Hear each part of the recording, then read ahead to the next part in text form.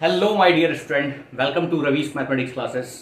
तो आज हम लोग बात करेंगे एक्सरसाइज 3.4 की, क्लास 11th एनसीईआरटी की, जहां पे इससे पहले मैंने एक्सरसाइज 1, 3.1, 3.2 और 3.3 करा रखा है। आपको उसे देखना चाहिए। इस 3.4 में हमें प्रिंसिपल सॉल्यूशन और जनरल सॉल्यूशंस के क्वेश्चंस करने हैं, जिसके लिए मैं ऑलरेडी आपको थियरी दे चुका हूं। ठीक है, जो नए हैं उन लोगों के लिए मैं बता दूं कि प्रिंसिपल सॉल्यूशन मतलब हमें जो थीटा की वैल्यू चाहिए, जो एंगल की वैल्यू चाहिए, वो greater than equals to 0 and less than equals to क्या होगा 2 पाई। मतलब हमारे पास प्रिंसिपल सॉल्यूशन का जो एंगल का रेंज है, जो एंगल हमारे पास होगा वो 0 से 2 पाई के अंदर होगा। और जनरल सॉल्यूशन मतलब इन जनरल एंगल आपका कुछ भी हो सकता है, मतलब कितना भी बड़ा और कितना भी निगेटिव में। मतलब आप जितना भी चक्कर लगाओ बार बार ऐसे पॉइंट पे पहुंच जाओगे जहां पे उसका मान सेम होगा। ये चीज मैंने करा रखा है कि हाँ, जनरल सॉल्यूशन की अगर हम बात करते हैं तो इसमें हम सीख लेते हैं कि भैया पहला कि अगर साइन ऑफ एक्स बराबर साइन ऑफ वाई है तो हम इस वाई का वैल्यू जो जनरल सॉल्यूशन है वो होता है n pi plus -1 to the power n और x। क्लियर है।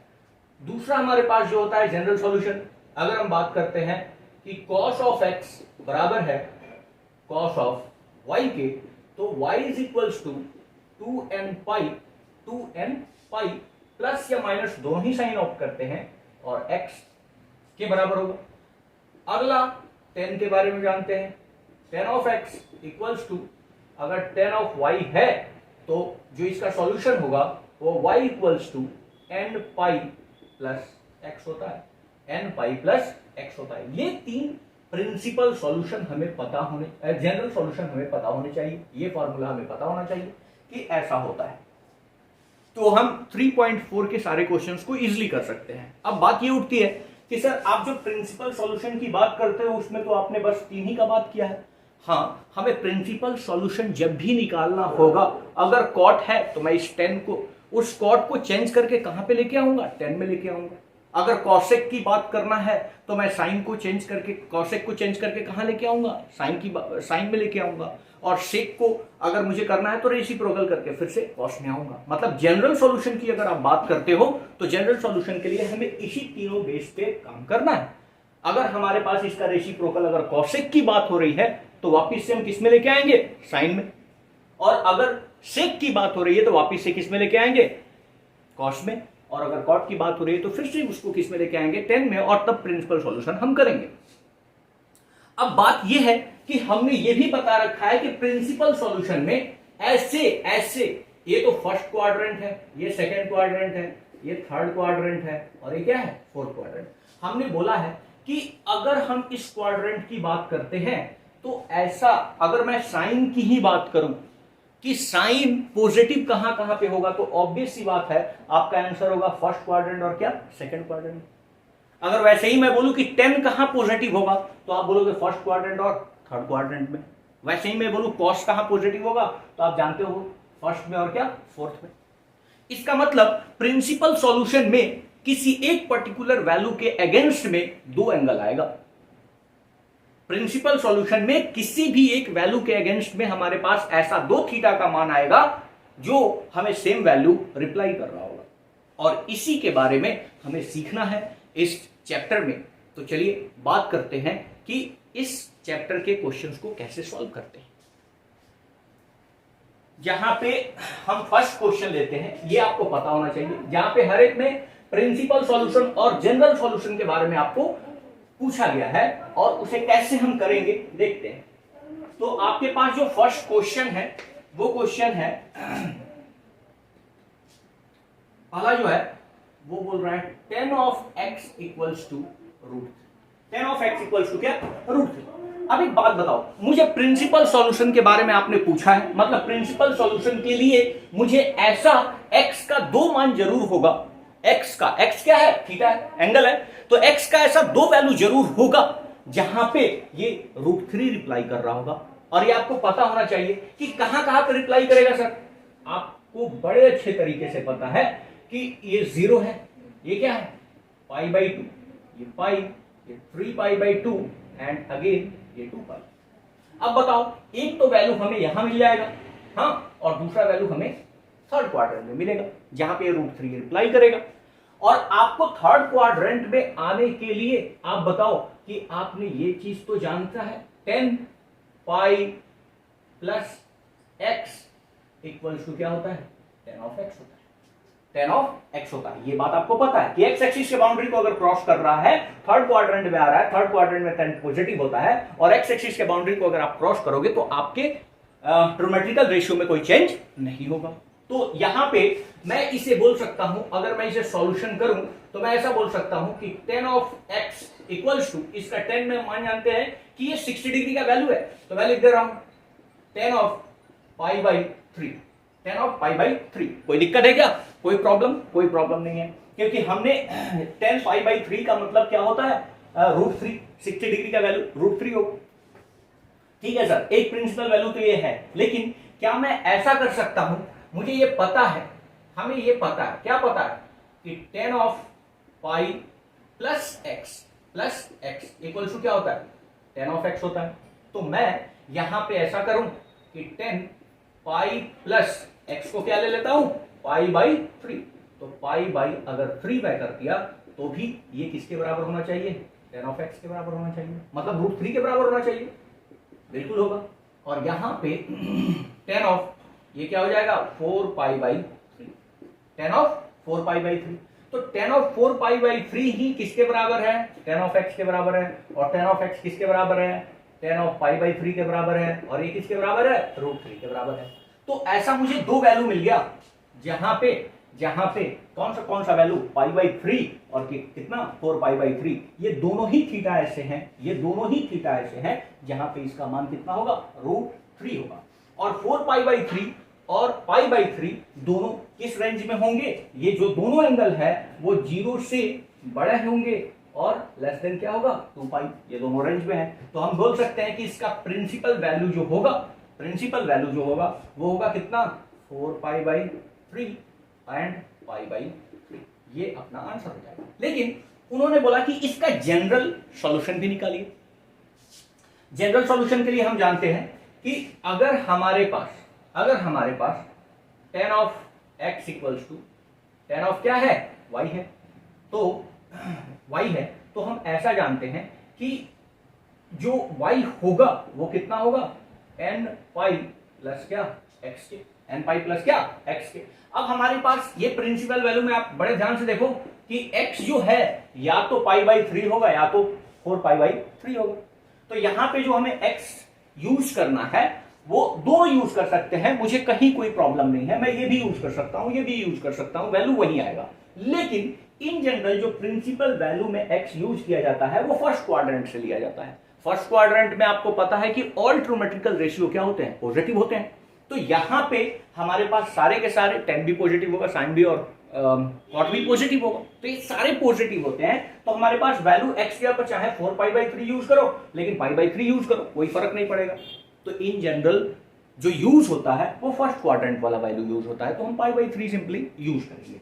तो y इक्वल्स टू nπ + π/3 जो होगा वो इसका general solution, y equals to nπ + π/3 इस क्वेश्चन का क्या होगा जनरल सॉल्यूशन, और प्रिंसिपल सॉल्यूशन क्या होगा 4π/3 एंड π/3। ओके, और हमारे पास जो जनरल सॉल्यूशन है वो ये। कोई दिक्कत? तो चलिए फिर देखते हैं नेक्स्ट क्वेश्चन। तो हमारे पास जो अगला क्वेश्चन है वो है sec of x equals to 2। तो हमारे पास जो प्रिंसिपल सॉल्यूशन या जनरल सॉल्यूशन की हम बात करेंगे, हमें पता है कि उसे किस में कन्वर्ट करेंगे, या तो साइन में, या तो कॉस में, या तो टेन में। तो मैं इस दोनों को अगर रेसिप्रोकल कर दूं तो मैं बोल सकता हूं cos of x equals to क्या 1/2। कोई दिक्कत है क्या? cos of x equals to 1/2, कोई दिक्कत नहीं है। अब आपको वापिस से फिर से पता है, अगर cos की बात हो रही है तो या तो ये फोर्थ क्वाड्रेंट में होगा और ये फर्स्ट क्वाड्रेंट में या फोर्थ क्वाड्रेंट में होगा। यहाँ पे ये दोनों वैल्यू क्या देता है, पॉजिटिव देता है। और cos ऑफ 1/2 की बात हो रही है, मतलब 60 डिग्री की बात हो रही है। cos 60 डिग्री 1/2 होता है, तो 1/2 हमारे पास वैल्यू, तो मैं इसे लिख सकता हूं cos of x equals to cos π/3। कोई दिक्कत है क्या, कोई प्रॉब्लम, कोई परेशानी नहीं है कि सर cos π/3 मतलब क्या 1/2 है सर। ओके, अब यहां पे आपको फिर से पता है कि ये जो बाउंड्री लाइन है ये 0 है या 2π है, तो मैं रहना चाहता हूं फोर्थ क्वाड्रेंट में, तो मैं इसे लिख सकता हूं 2π - x। अगर मैं लिखूं cos ऑफ 2π - x, तो आपको पता है कि सर ये फोर्थ क्वाड्रेंट में है और x एक्सिस के बाउंड्री को क्रॉस कर रहा है, cos में कोई चेंजिंग नहीं होगा और फोर्थ क्वाड्रेंट में पॉजिटिव होता है तो पॉजिटिव रहेगा, मतलब ये क्या हो जाएगा, cos ऑफ x हो जाएगा। तो एक तो सर मुझे x मिल गया π/3, या फिर मैं लिख सकता हूं cos of x equals to cos of 2π minus क्या π/3, क्योंकि ये x का वैल्यू है और मैंने यहाँ पे x रख दिया तो भी तो cos x ही रिप्लाई देगा। ओके, तो यहाँ पे क्या हो जाएगा, अब cos of x equals to हो जाएगा cos ऑफ कितना 6 - 1 मतलब 5π/3। तो या तो x का वैल्यू π/3 होगा या तो x का वैल्यू 5π/3 होगा, मतलब हमारे पास जो जनरल सॉल्यूशन होगा वो x होगा या तो π/3 या तो 5π/3। कोई इशू नहीं है। अब हम बात करते हैं जनरल सॉल्यूशन की। अब जनरल सॉल्यूशन के लिए आपको पता है कि सर मुझे ये पता है कि cos of x equals to, अगर cos ऑफ y है, cos of x equals to cos of y है, तो जो जनरल सॉल्यूशन है y equals to 2n pi plus minus x है। तो हम क्या लिख सकते हैं, दो बार में इसको, एक बार प्लस साइन रिज्यूम करके एक बार माइनस साइन रिज्यूम करके, तो y इक्वल्स टू लिख सकते हैं 2n पाई और क्या हो जाएगा π/3 यूज करेंगे, प्लस या माइनस यहीं पे यूज कर लेते हैं π/3। ये इसका क्या हो गया, जनरल सॉल्यूशन हो गया, कोई इशू नहीं है। हमने बार बार बोला है कि सर ये दोनों एंगल यूज कर सकते हैं, लेकिन इन जनरल फर्स्ट क्वाड्रेंट वाले x को हम यूज करते हैं किसमें, जनरल सॉल्यूशन। होप ये आइडिया आपको क्लियर होगा। तो बात करते हैं नेक्स्ट क्वेश्चन की। तो हमारे पास नेक्स्ट क्वेश्चन है cot of x equals to -√3। अब एक बात बताओ भाई कि हमें अगर cot का वैल्यू चाहिए तो सबसे पहले तो प्रिंसिपल वैल्यू के लिए चाहे जनरल वैल्यू के लिए मुझे इसे 10 में कन्वर्ट करना होगा, मतलब इसका रेसिप्रोकल क्या हो जाएगा 10 ऑफ x, हाँ, और ये रेसिप्रोकल 1/√। अब 10 माइनस होता कहां है, 10 माइनस होता है सेकंड क्वाड्रेंट में, और कहां पे, फोर्थ क्वाड्रेंट में, सेकंड क्वाड्रेंट और फोर्थ क्वाड्रेंट। अब सेकंड क्वाड्रेंट में पहुंचने का क्या तरीका है, ये तो पाई बाउंड्री लाइन है और ये 2π बाउंड्री लाइन है, तो सेकंड क्वाड्रेंट में पहुंचने का तरीका हो गया π - x, और फोर्थ क्वाड्रेंट में पहुंचने का 2π - x। ओके, तो x वो वैल्यू होगा जहां पे न्यूमेरिक वैल्यू इसका कितना होगा 1/√3, जो कहां पे होता है 10 30 डिग्री का वैल्यू, मतलब π/6। मतलब हम इसे चाहें तो लिख सकते हैं 10x इक्वल्स टू -10 π/6। कोई इशू है क्या। अब चूंकि हमें इस माइनस को हटाना है तो मैं दो चीज यूज कर सकता हूं, क्योंकि आपको पता है कि 10 π - x का वैल्यू चेंज तो होगा नहीं, लेकिन सेकंड क्वाड्रेंट में नेगेटिव होगा, -10 ऑफ क्या होता है x, या 10 ऑफ 2π - x फोर्थ क्वाड्रेंट में यहाँ पे नेगेटिव होगा और लेकिन चेंज तो नहीं करेगा, 10 ऑफ x ही होगा, तो हम ये चीज यूज कर लेते हैं। तो यहाँ पे एक बारी 10 ऑफ x इक्वल्स टू हम लिख सकते हैं 10 π -π/6। तो ये सॉल्व होके हो जाएगा 10 ऑफ 5π/6। ओके, दूसरा क्या यूज कर सकता हूं, 10 of x equals to 10 of 2π -π/6। तो ये चीज होके क्या हो जाएगा 10 ऑफ कितना 100 × 12 1 घटेगा 11π/6। तो हमारे पास ऐसा दो वैल्यू आ गया जो प्रिंसिपल सॉल्यूशन है, x का वैल्यू या तो 5π/6 या तो कितना होगा 11π/6। अब बात करते हैं जनरल सॉल्यूशन की। अब जनरल सॉल्यूशन आपको पता है कि 10 of x equals to 10 of y होगा यदि y इक्वल्स टू क्या हो जाए nπ + x। और मैं आपको कई बार बता चुका हूं कि हम कोई भी वैल्यू यूज कर सकते हैं जनरली छोटा वाला वैल्यू यूज करते हैं, तो y इक्वल्स टू हो जाएगा n पाई और plus 5 pi by 6, 5 pi by 6।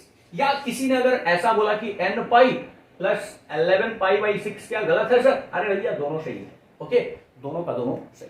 तो हम ये भी क्वेश्चन कर लिए, करते हैं नेक्स्ट क्वेश्चन। तो वापिस से हमारे पास जो क्वेश्चन है cosec x इक्वल्स टू -2, तो हमें फिर से प्रिंसिपल सॉल्यूशन या जनरल सॉल्यूशन जो भी निकालना है, इसे मैं कन्वर्ट कर लूंगा किसमें? साइन में। तो लिख लेता हूं क्या, sine of x equals to -1/2। अब देखो साइन का वैल्यू मुझे निगेटिव चाहिए, आपको बड़े आराम से पता है, या तो फोर्थ क्वाड्रेंट, थर्ड क्वाड्रेंट में होगा या तो फोर्थ क्वाड्रेंट में। और इसमें आप पहुंचोगे कैसे? तो पाई प्लस एक्स से यहां पे पहुंच जाओगे, और यहां ये तो 2 पाई है, मतलब 2 पाई माइनस एक्स से फिर से पहुंच जाओगे कहां पे? फोर्थ क्वाड्रेंट में। तो मैं दो वैल्यू यूज करूंगा। अब साइन 1/2 की अगर हम बात करते हैं तो ये 30 डिग्री का वैल्यू होता है, मतलब पाई बाई 6 का होता है। तो मैं ऐसा लिख लेता हूं, sine of x equals to minus sine pi by 6। कोई दिक्कत, कोई परेशानी? कोई परेशानी नहीं। अब मुझे माइनस साइन लाना है। अब देखो साइन पाई प्लस एक्स का वैल्यू कितना होता है? माइनस साइन ऑफ एक्स होता है, मतलब यहां से फिर से यहां पे पहुंच जाएंगे हम। और दूसरा sine of 2 pi minus x की अगर हम बात करते हैं तो ये भी माइनस साइन ऑफ एक्स होगा। कोई दिक्कत? तो मैं दो तरीके से यूज कर लेता हूं। साइन ऑफ एक्स क्या यूज कर लूंगा? Sine of pi plus pi by 6, pi plus pi by 6, मतलब ये हो जाएगा कितना? Sine 7 pi by 6। अगला क्या यूज कर लूंगा? Sine of x equals to sine of 2 pi minus pi by 6, minus pi by 6। Okay, 14 12 एक घटेगा, मतलब 11 पाई बाई 6। तो हमारे पास प्रिंसिपल सॉल्यूशन निकल गया। क्या निकल गया? 7 पाई बाई 6, 7 पाई बाई 6, या हमारे पास क्या होगा? 11 पाई बाई 6 होगा। हमारे पास दो सॉल्यूशन। अब हम बात करते हैं प्रिंसिपल सॉल्यूशन की। आपको ये बात पता है कि अगर sine of x equals to sine of y है तो आपको ये पता है y equals to n pi plus -1 का पावर n और x होता है। तो बस हम कोई भी एक वैल्यू यूज कर सकते हैं, और y इक्वल्स टू कितना हो जाएगा? n pi plus -1 to the power n, और मैं यूज कर लेता हूं 7 पाई बाई 6 को, 7 पाई बाई 6 को। किसी ने बोला कि सर 11 पाई बाई 6 यूज नहीं कर सकते? अरे वो भी कर सकते हो, इससे भी कोई फर्क नहीं पड़ेगा। तो आपके पास ये रहा आपका जनरल सॉल्यूशन और ये रहा प्रिंसिपल सॉल्यूशन। होप ये आइडिया क्लियर हो। तो बात करते हैं अगले क्वेश्चन की। तो यहां पे cos of 4x equals to cos of 2x है, और हमें जनरल सॉल्यूशन निकालना है। ठीक है, हमें पता है कि cos of x equals to cos of y होता है। तो जनरल सॉल्यूशन क्या होता है? x equals to 2n pi plus या माइनस y होता है या नहीं? कोई दिक्कत है? हमें पता है कि जनरल सॉल्यूशन कुछ इस तरह का होता है कि अगर x equals to cos of x equals to cos of y है, तो जो x का मान होगा वो 2n pi plus minus y।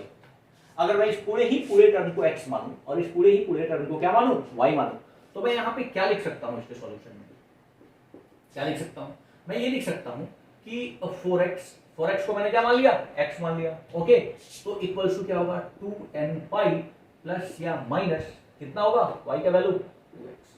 y का वैल्यू क्या होगा? 2x। होप ये आइडिया क्लियर है? तो मैं यहां से दो साइन को अलग अलग कैलकुलेट करूंगा। यहां पे 4x equals to 2n pi plus 2x। 2x अगर इधर आके सब्सट्रैक्ट हो जाए तो क्या हो जाएगा? 2x इक्वल्स टू 2n पाई। तो हमारे पास 2n पाई, तो हमारे पास क्या हो जाएगा? 2 कैंसिल आउट हो जाएगा, और एक x इक्वल्स टू क्या हो जाएगा? n pi. तो एक solution x equals to n pi. और क्या हो सकता है? या तो हो सकता है कि 4x इक्वल्स टू 2n पाई और माइनस क्या ले लेते हैं? 2x। तो ये आके कितना हो जाएगा? 6x equals to 2n pi. Okay, तो x इक्वल्स टू कितना हो जाएगा? n pi by 3। तो दूसरा सॉल्यूशन ये हो सकता है, मतलब x का मान जो एंगल है, जो उसका जनरल सॉल्यूशन n पाई हो सकता है या n पाई बाई 3 हो सकता है। ये दोनों ही हो सकता है। ओके, कोई डाउट तो नहीं है? अगर होता है तो आप कमेंट बॉक्स में कमेंट किया कीजिए, क्योंकि मुझे कैसे पता चलेगा कि आपने ये वीडियो देखा तो आपको कहीं पे डाउट्स नहीं है, ठीक है। तो इसे कमेंट किया कीजिए, और अगर अच्छा लगता है तो लोगों को फॉरवर्ड किया कीजिए, और हमारे चैनल को लाइक सब्सक्राइब भी कीजिए। तो नेक्स्ट क्वेश्चन हमारे पास है cos of 3x plus cos of x minus cos of 2x का जनरल सॉल्यूशन हमें निकालना है।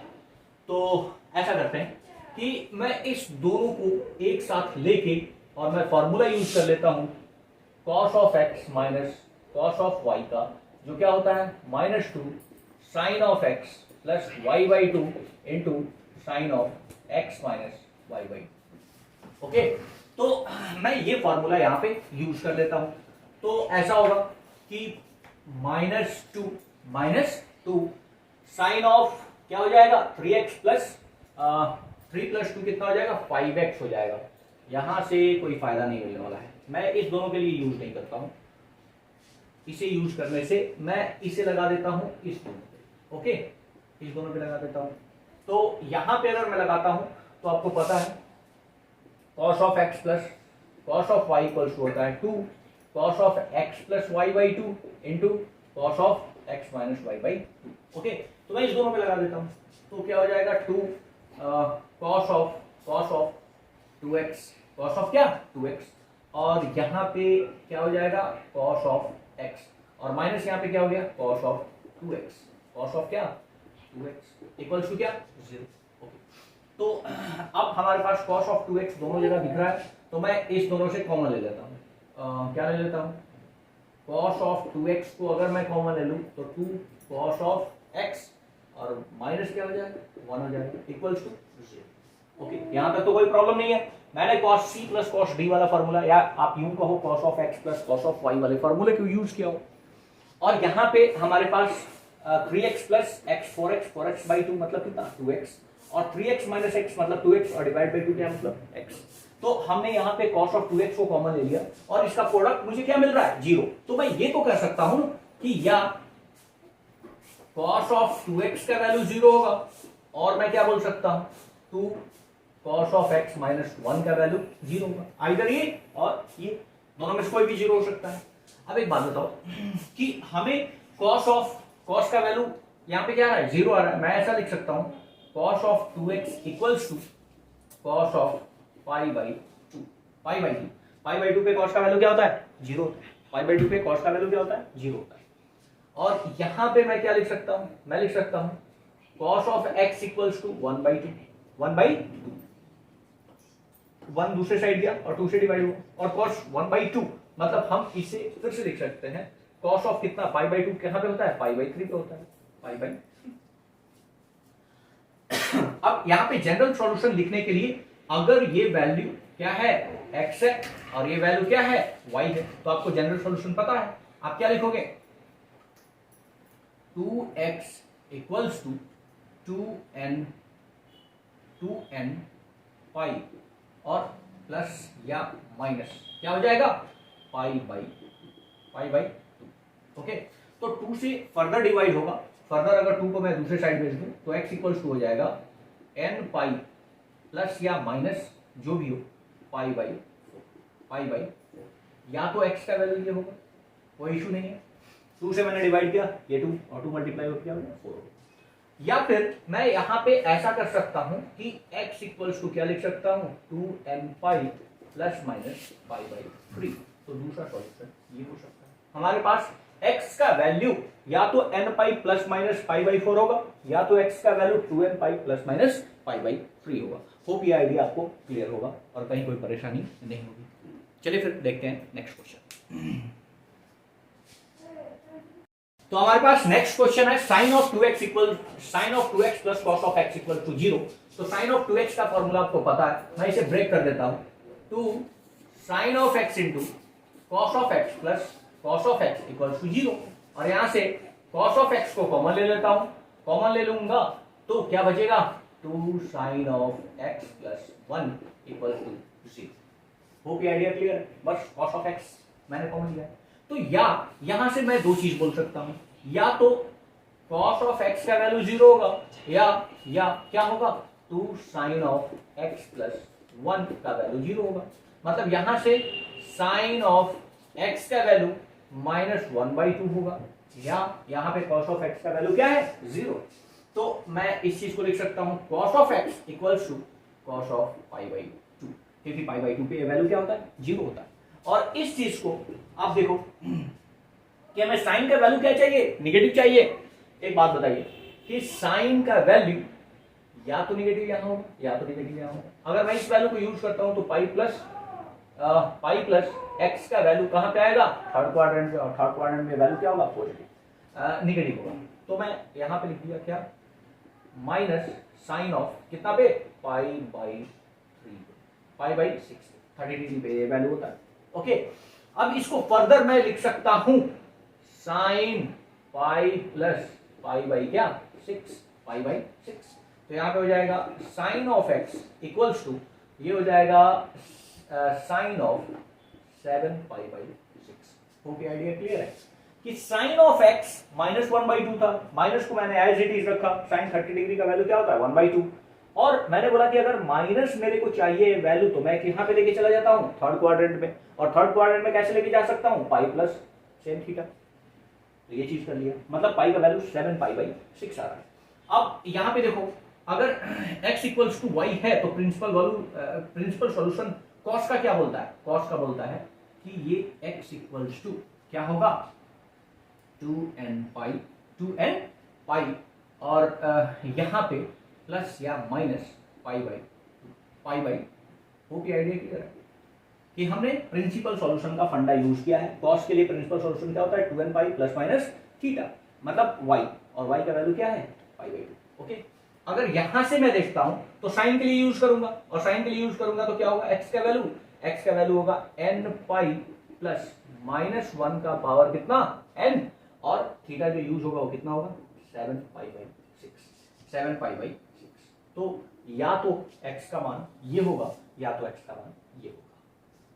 हो ये आइडिया क्लियर है। चलते हैं नेक्स्ट क्वेश्चन पे।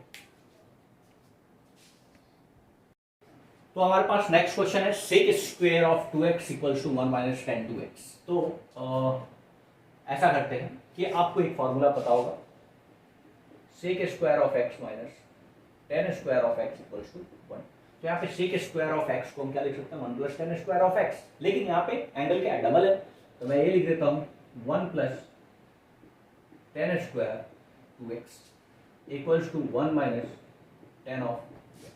ओके, तो 1 तो कैंसिल आउट हो जाएगा और ये आके ऐड हो जाएगा, तो हम लिख सकते हैं 10 स्क्वायर 2x और plus 10 of 2x equals to 0।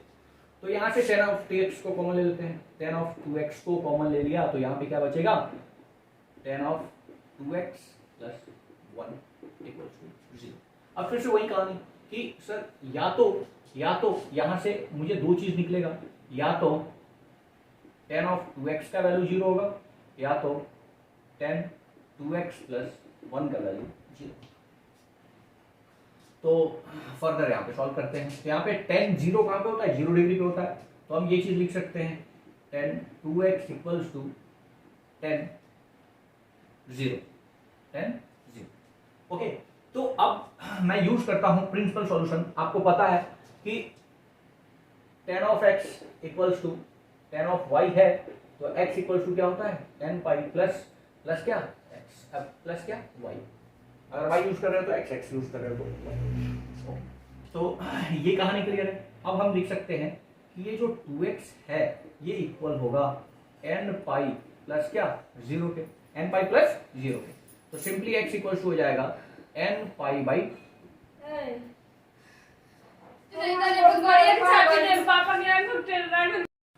तो यहां पे 10 ऑफ 2x को हम क्या लिख सकते हैं 10 ऑफ 2x इक्वल्स टू -1। अब ये -1 की अगर हम बात कर रहे हैं तो ये कहां पे होगा, या तो सेकंड में या तो थर्ड में।